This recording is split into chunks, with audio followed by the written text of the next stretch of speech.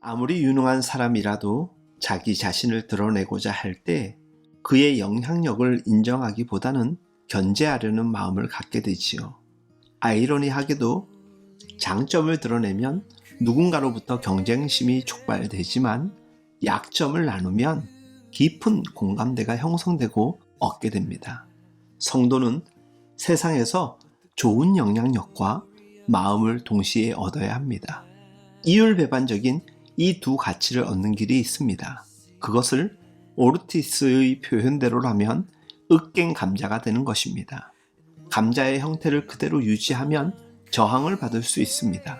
그런데 감자를 철저하게 으깨버리면 감자의 형태는 사라집니다. 형태가 사라지는 것은 물리적 변화이지 화학적 변화가 아니지요. 감자가 으깨졌다 하더라도 감자의 효능과 영향력은 전혀 사라진 것이 아닙니다. 형태는 깨지지만 영향력은 존재하는 것입니다.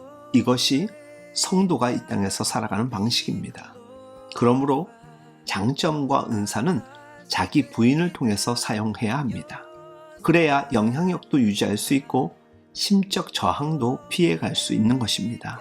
예수님은 성도들에게 세상의 소금이 되라고 말씀하셨습니다. 판매용 봉투나 병 속의 소금은 실제 영향력을 제대로 미치고 있는 것이 아닙니다. 음식 속에 들어간 소금이라야 영향력을 발휘하게 되는 것입니다.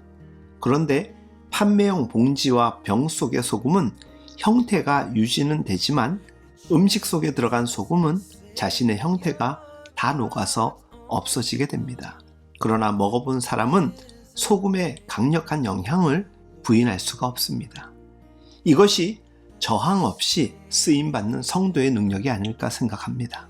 살다 보면 고난의 때가 있기 마련입니다. 이 고난의 때는 사람들과 좋은 관계를 맺을 수 있는 절호의 기회가 되기도 합니다. 나의 약함과 나의 불행이 오히려 원수의 마음을 여는데 힘이 될 수 있다는 말이지요. 창세기에 등장하는 야곱은 큰 부자가 되어서 가나안 땅으로 돌아오게 됩니다. 그에게 여러 차례 속았던 에서는 노발대발하면서 분노심을 가지고 야곱을 만나려고 기다리지 않았습니까? 그런데 하나님께서 에서를 만나기 이전 야곱과 야복 강가에서 큰 씨름을 합니다. 이 씨름은 처절한 육체적인 싸움이기도 했습니다. 싸우는 중에 머리카락이 빠지고 얼굴에 상처도 있고 이빨도 몇 개 부러졌을 것입니다. 옷은 갈기갈기 찢어졌습니다. 그리고 마지막에는 한도 뼈를 내리쳐서 제대로 걷지 못하는 모습이 되었습니다. 이것이 어떻게 축복일 수 있습니까? 그런데 그 다음 장면을 보면 에서가 야곱을 보고 껴안고 울었다고 전하고 있습니다. 왜일까요? 불쌍했기 때문입니다. 부자 되었다고 거들먹거리는 모습을 상상했는데 야곱의 모습은 형편없는 거지와 비견될 만한 모습이었기 때문입니다. 그래서 마음이 열리고 야곱과 화해가 이루어진 것입니다. 그러므로 깨지는 것이 항상 나쁜 것만은 아닙니다. 깨진 모습을 좋아하는 사람은 없지만 깨진 모습은 당당한 모습보다 훨씬 많은 영향력과 유익이 될 수도 있습니다.